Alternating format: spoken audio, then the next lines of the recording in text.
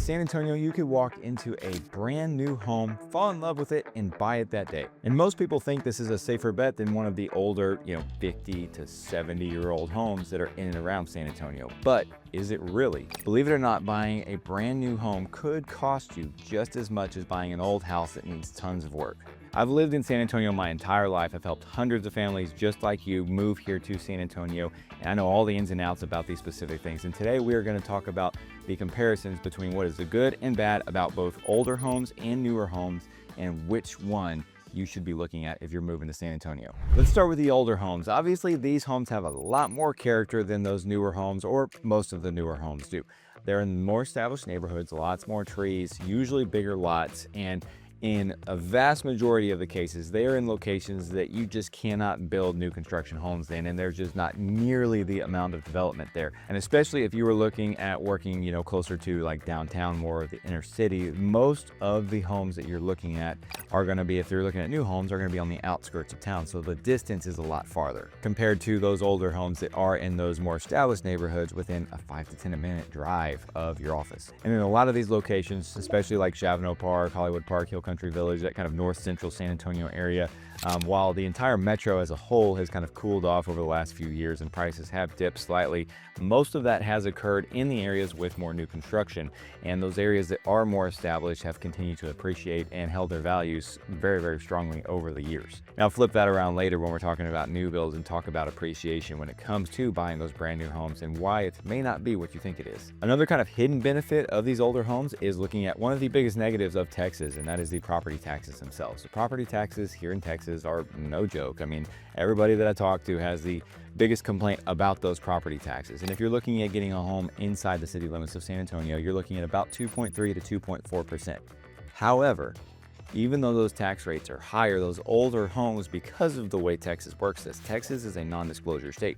So the appraisal district does not see what these homes are sold for. So you actually pay the taxes based on what the appraisal district says that house is worth, not what you buy the house for. And if you do buy the house and it is actually a higher value on the tax district than what you pay for the house, if you do get a really, really good deal like that, you can just go to the tax district and make them bring the taxes down to whatever you bought the house for. But that's worst case, right? In most cases, especially with these more established homes, likely you're going to get a little bit of a break on what the overall price of that house is compared to the actual property taxes and the tax value itself. Another benefit with those taxes is that a lot of these new construction neighborhoods, especially when you get into some of the more rural areas like up in Bernie or Bulverde or even places like New Braunfels, they have mud taxes in those, PIDs, MUDs, water control utility districts. There's all kinds of different names for these different neighborhoods that add on additional property taxes. So even though the tax rate in that area might be lower, say Bernie, for example, at like 1.7, 1.8, you get a mud tax on it, and now your property tax is 2.4, 2.5, the same as what you're going to pay or more in the city limits of San Antonio. And so these homes that are within the city limits, although the overall tax rate is higher because your city taxes specifically, you don't have to deal with those mud taxes. It might make them, just a little bit higher on those suburb areas. Now, obviously, older homes have their downsides too. Let's talk about some of the big ones in San Antonio, and the biggest, which is probably what you guys are all thinking about, is the foundations. Now, we're going to talk about that last on this list, but let's talk about the roofs first. Texas as a whole, doesn't have as much crazy weather as some of those places up in Tornado Alley up north of here. But there are still plenty of big storms that come through. You see tornadoes that come through up on the north side of Texas. You see hurricanes that hit Houston and Gulf Coast. Think Harvey that happened, almost 10 years ago now. And you start to get a little bit concerned with the weather. But the good thing about San Antonio is that we're kind of in a crossroads area. We're right on the edge of that Texas Hill Country, and we're right, just far enough away from the coast to where we don't really get those hurricanes. The Texas Hill Country produces a lot of those big, heavy thunderstorms that produce a lot of hail that hits up, that Austin and north areas, kind of even going up towards Dallas. We don't get the hail nearly as bad in San Antonio, but that is the biggest weather problem that we deal with. Even the flooding, and we do get flooding a decent amount, but when it comes to the flooding, you think of the low water crossing areas, water over the roads. Very rarely do you see a lot of flooding on, affecting houses and neighborhoods as a whole. But going back to those hailstorms can affect the roofs drastically. In a lot of places and a lot of insurance carriers now, and these are ones that I've talked to with my clients as we've been looking at houses that they're looking at buying. If a house has a roof that is 15 plus years old, a lot of insurance providers will not cover that roof whatsoever. There are some that will, but it is much more difficult and it is a much higher premiums and a much higher deductible for those older roofs. So you get it to a house that is 30, 40 years old, maybe it's got an original roof on it, 25 to 40-year-old roof. You've got some issues whenever it comes to the insurability of it, right? Another big thing, of course, is the ACs.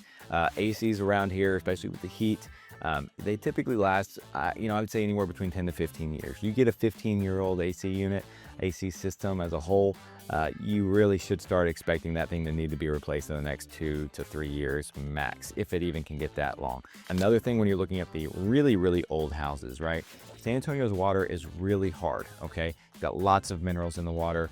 Just about every house needs a water softener. If it does not have a water softener when you're looking at it, you have to know that the calcium buildup on the fixtures and the water heater and the piping themselves, especially if it's that old galvanized piping, can cause a lot of issues with the plumbing system itself. So the problem that you have to be concerned with if it doesn't have a water softener is a lot of that corrosive buildup in that piping. And if it starts to cause water leaks because of pressure increases, because the buildup has happened so much in those piping, or just rusting out from those old galvanized pipes, there's lots of things that come into play, especially if you're looking at the really, really old houses. Now let's talk about those foundations. So the foundations themselves are not always bad, okay? So especially looking at the old houses, okay? It in a lot of situations, these houses, especially if you're looking more inner city, right? Alamo Heights, Terrell Hills, Almost Park, even, Dignity Hills, those areas kind of inner east side, or just kind of inner central part of San Antonio. There's a lot of foundation movement when you get into that black dirt, and it's very expansive. So you get a drought, the soil shrinks up, you get these big cracks. You can get these crevices inside of it, and then whenever it rains a whole bunch, like we get in the springtime, it'll expand up, and so you get this constant swelling and contraction of the soil, and that moves those foundations quite a bit. And if you get these holes up underneath there, the foundation, the soil can erode away from the foundation and cause it to start falling on one side. That's where you start to get the big problems.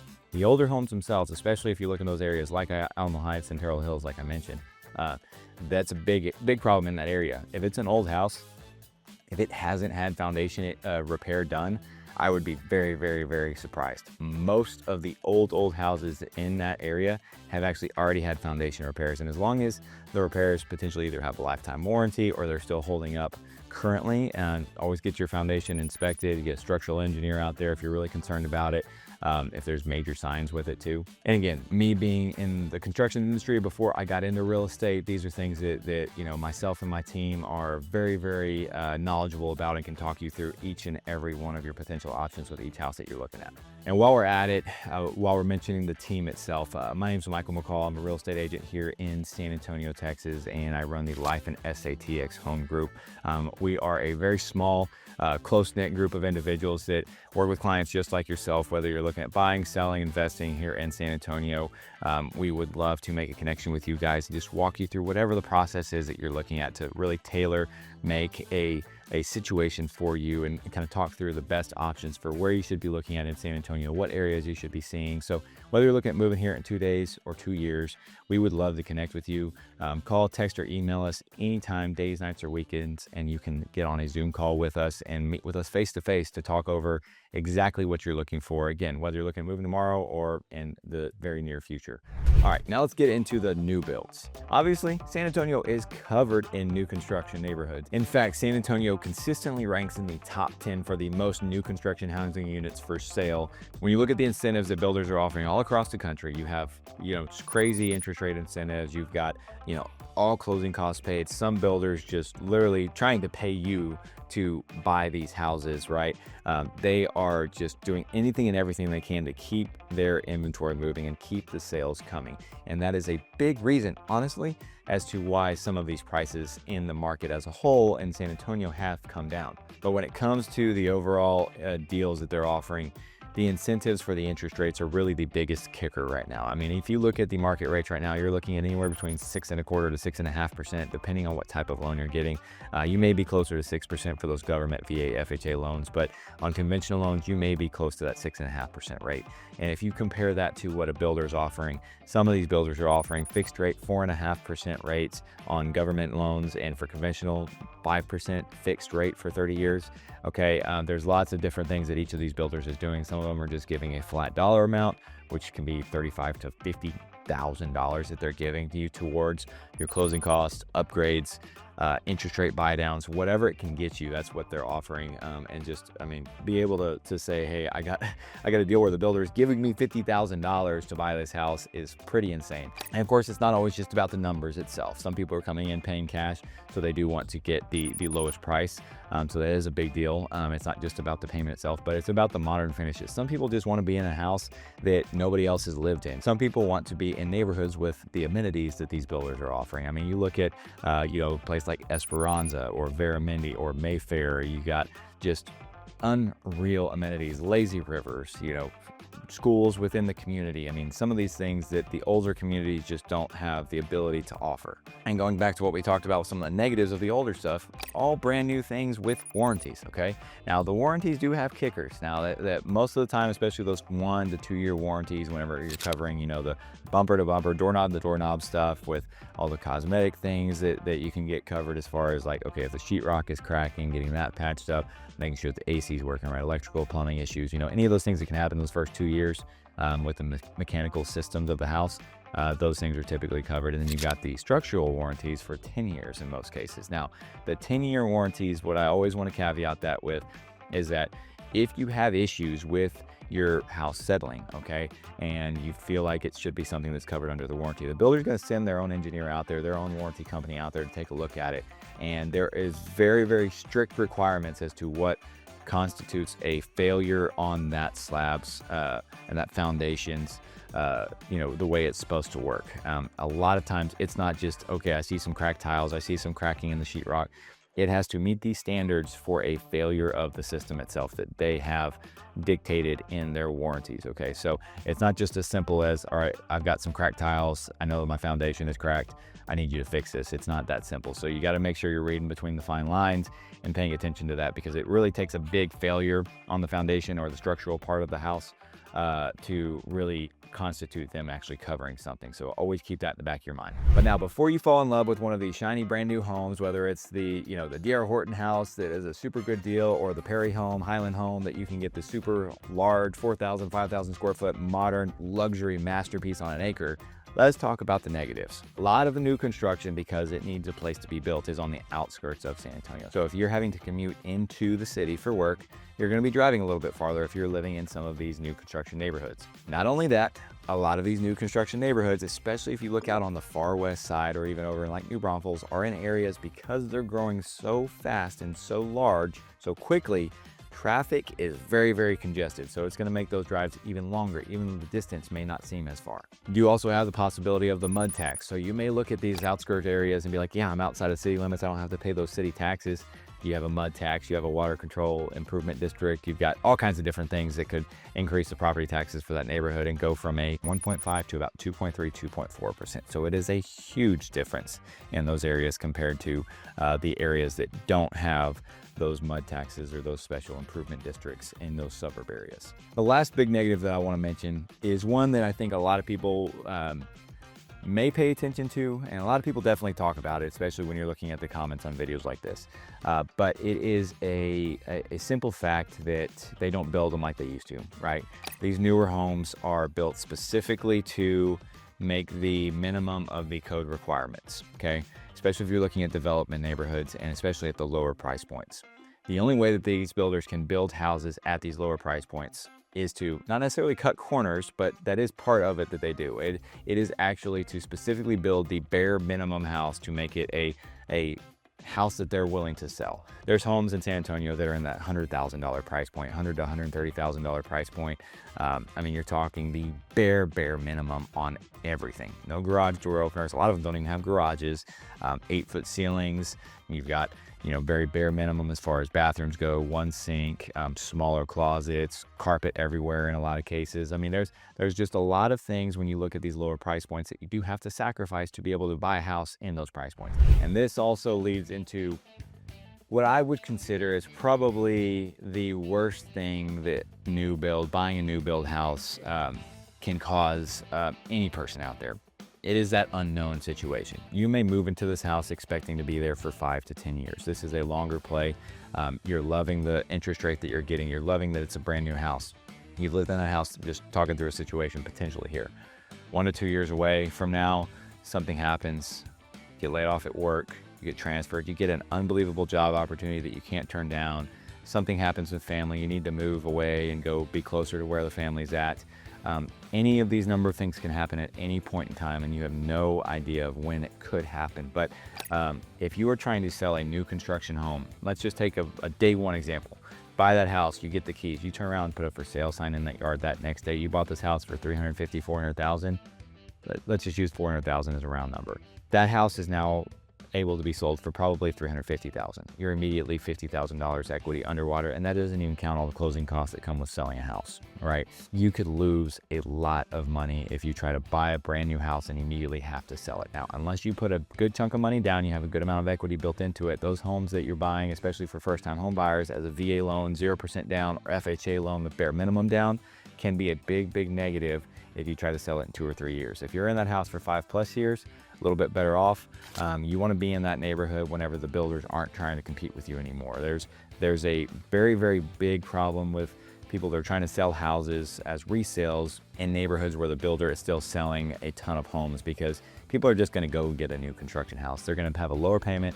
They're not going to want to go get a house that's even slightly lived in. Even if you have immaculately maintained that house, you are never going to be able to get that money out of it for at least 3 to 4, 5 years, unless something crazy happens with appreciation, which I don't foresee happening anytime soon. So you have a big benefit with buying those older homes, because if you're thinking this could be a 2 to 3 year situation and then you're moving out, buying a 2 to 3 year old house that has already been purchased new, you're going to get a better deal on that for pricing. If you're buying an older house, those neighborhoods are going to appreciate a little bit more consistently than these newer construction areas. So you have a lot of big negatives when it comes to the resales for the new construction versus the old homes. Ultimately, it just comes down to your exact specific situation. Again, like I've said multiple times already in this video, and those are things that we can talk through, but the buying these new construction houses, buying these old homes, you may get a huge benefit into buying an old home and get a great deal with something you can add some value to by updating it, upgrading some things. Maybe it's got a brand new roof and a brand new AC, but the complete inside of the house needs some cosmetic redos, and you're open to a project. It's something you could go in there, spend a little bit of money, and get a lot of equity in return for it. Buying a new construction house, you're in a house that nobody else has lived in. It's a beautiful modern new house, lots of amenities, great school districts in most cases, outskirts of town, lots of pros for the new construction houses, in addition to lower interest rates, especially if you're going to be there long term. So there's a big plus for that. Both can be a smart buy, but both could also be a costly mistake if you're not educated in what you're looking at in the beginning. So again, guys, would love to connect with y'all. If you want to contact one of us at the Life and SATX Home Group, shoot us an email, call us, text us, schedule a call directly with us as well. You can go to our website and check things out there, register there, and one of us will connect with you as well. There are tons of options to reach out to us, and we would love to be that resource for you guys. Again, like whether you're moving here in 2 days or 2 years, that's our thing. So would love for you guys to connect with us so that we can connect with you and help you throughout this process. And if you would like to check out a video that explains why sellers in San Antonio are really struggling right now and talks a little bit about some of the things that we've talked about in this video, take a look at this video right here. And till the next one, guys, we'll see you there.